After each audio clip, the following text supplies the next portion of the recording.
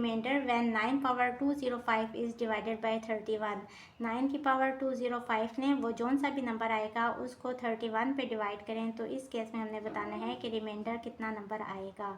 अब 9 पावर 205 को वैल्यूएट करना ही मुश्किल है, तो उसको 31 पे डिवाइड कैसे करेंगे, ये थोड़ा सा ट्रिकी क्वेश्चन है, क्योंकि आगे क्वेश्चंस फिर भी थोड़े इजी हैं। देखिए 9 पावर 205 को हम इस तरह से लिख सकते हैं ना, 9 इंटू 9 पावर 204। हमें पता है कि बेस सेम हो तो पावर्स ऐड हो रही होती हैं। इसकी पावर 1 है तो 9 पावर 1 प्लस 204 205 ही होता है, और इसको डिवाइड करना है 31 पे। अब देखें 31 और 9 ये दोनों आपस में सिंप्लीफाई नहीं हो रहे। इसी तरह आप इसको इस तरह से भी लिख सकते हैं 9 square into 9 power 203। Powers add होके 205 ही बन जाएगा डिवाइडेड बाय 31, और 9 स्क्वायर कितना होता है 81। 81 इंटू 9 पावर 203 और डिवाइडेड बाय 31।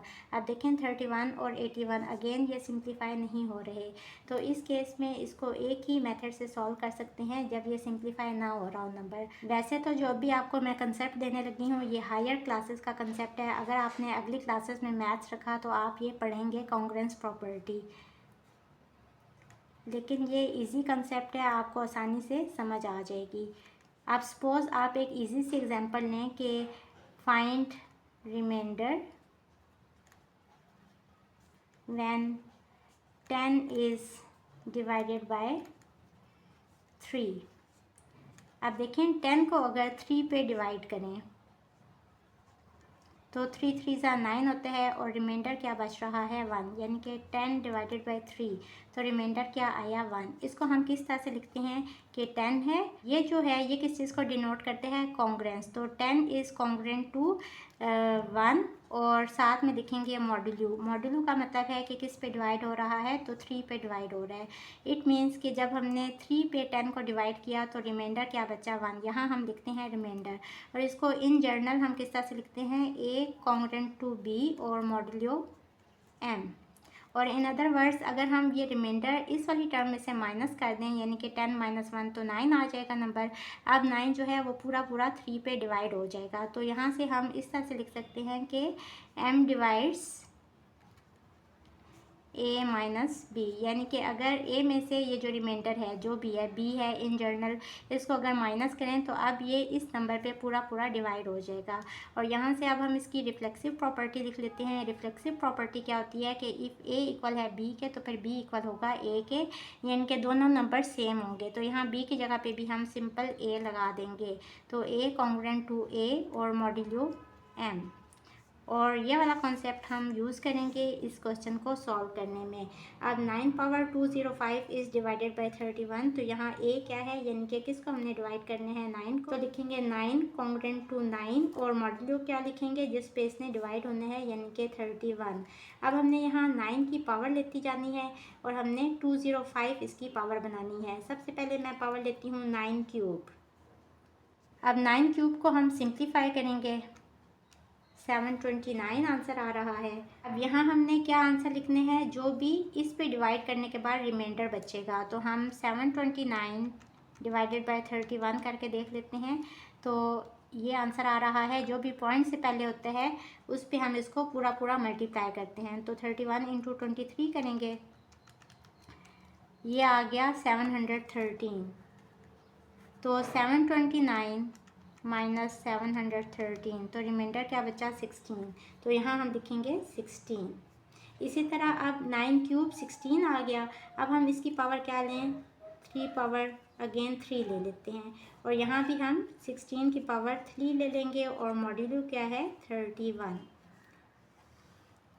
अब 16 पावर 3 को एवेल्यूएट करें, ये आ रहा है 4096, यानी कि अब हमने 4096 को डिवाइड करना है 31 पे, और हमने चेक करना है कि इस केस में रिमाइंडर कितना आ रहा है। तो पॉइंट से पहले है 132, तो 31 को 132 से मल्टीप्लाई करेंगे तो 4092 आ रहा है, और इसको इसमें से माइनस करें तो 4 बचेगा। यहाँ रिमाइंडर कितना बच रहा है 4। अब 9 पावर, अब देखें बेस एक ही है और इसके ऊपर 2 पावर्स हैं, तो जब एक ही बेस पे 2 पावर्स हों तो पावर्स मल्टीप्लाई होती हैं, तो 9 पावर 3 3 ज़ा 9 इक्वल आ गया 4 के, और मॉड्यूलो है 31। अब मैं चाहती हूँ कि यहाँ 9 की पावर 10 आ जाए ताकि 200 बनाना इजी हो जाएगा।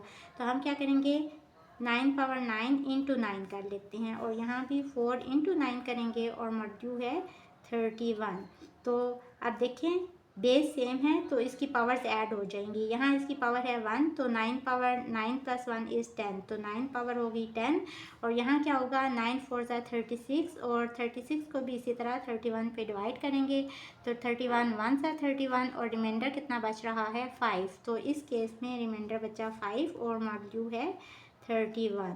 अब हम इसको डायरेक्ट किससे मल्टीप्लाई करें, 5 से मल्टीप्लाई करते हैं। तो 9 पावर 10 की पावर ले लेंगे 5 और यहाँ भी इसकी पावर ले लेंगे 5 और मॉड्यूल क्या है 31।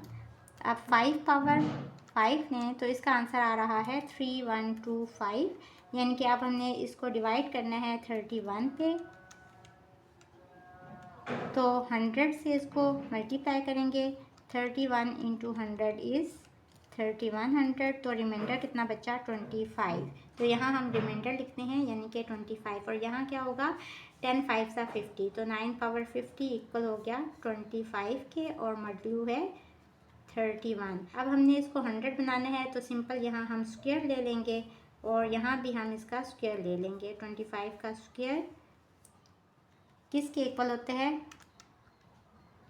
625 के और अब हम 625 को भी 31 पे डिवाइड करेंगे।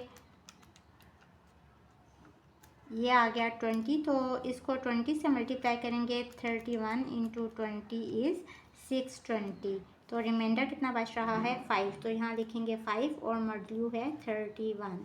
हो बच्चों आपको इसकी समझ आ रही होगी। हम ये स्टेप्स क्यों कर रहे हैं, क्योंकि हमने 9 की पावर बनानी है 205। अब यहाँ 9 की पावर कितनी बन गई 100 इक्वल आ गया 5 के और मॉड्यूल है 31।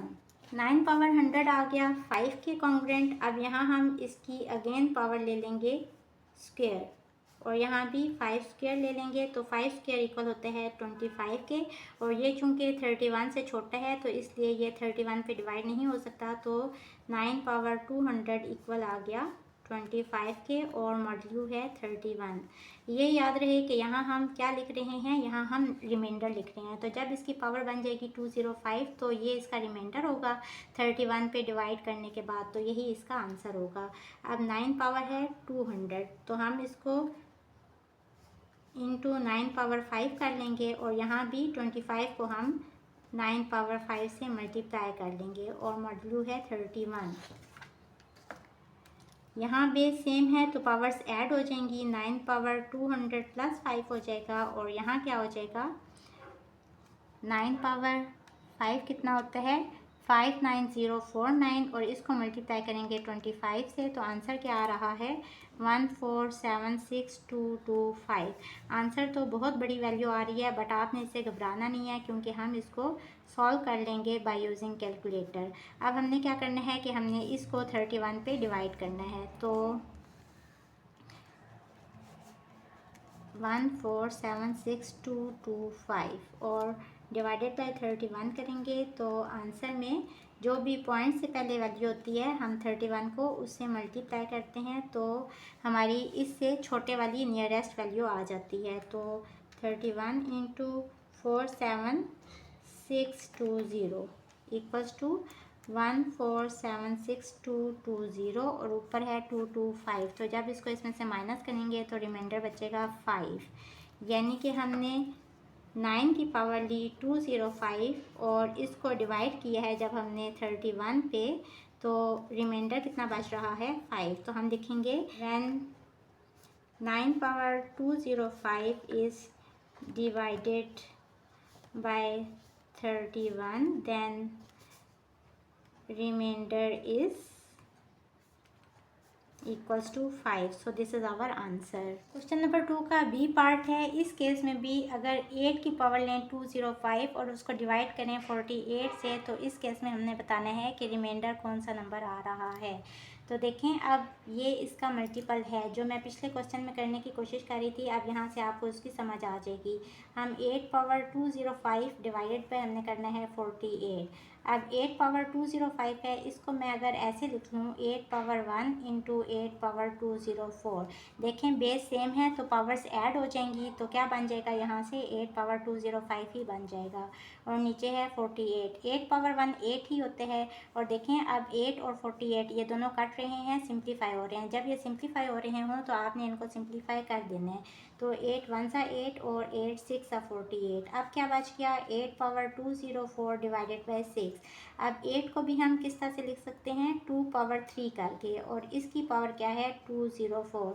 और हमें पता है कि जब एक ही बेस हो और उसके ऊपर दो पावर्स हों, यानी कि इसको हम किस तरह से लिखेंगे a power m power n, a power m n, यानी कि पावर्स मल्टीप्लाई हो जाती हैं, और डिवाइडेड बाई है 6। पावर्स को मल्टीप्लाई कर देंगे 2 पावर 3 इंटू 204, 4 3 ज़ा 12 और 1 और 3 2 ज़ा 6, तो 2 पावर हो जाएगी 612 और डिवाइडेड बाई 6।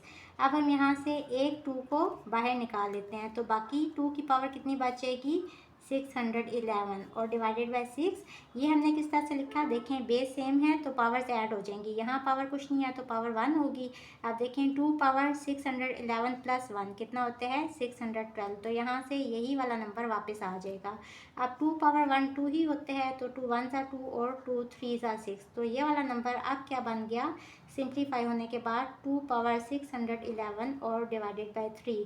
अब इसको सॉल्व करने के डिफरेंट तरीके हैं। सबसे पहले तो जिस तरह हमने क्वेश्चन नंबर 1 में किया वो तरीका आप देख लें कि सबसे पहले आपने नंबर 2 पावर 611, यहाँ हमें पता है कि यूनिट प्लेस पे कौन सा नंबर है, यूनिट डिजिट नंबर कौन सा है, ये है 2, यहाँ लिख लें।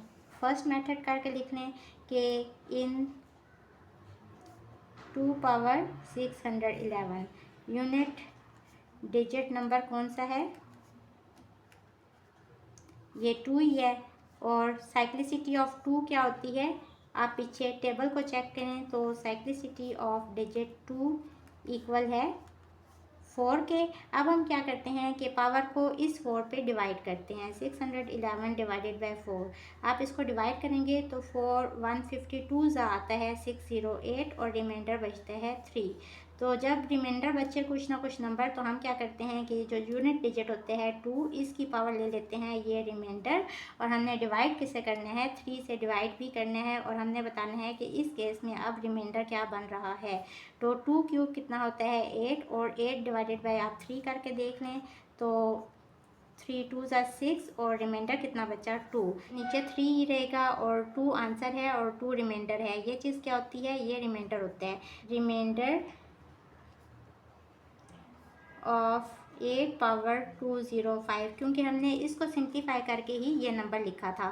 और इसका आंसर क्या आ गया, रिमाइंडर आ गया 2 when divided by 48 is equals to 2। So this is our answer.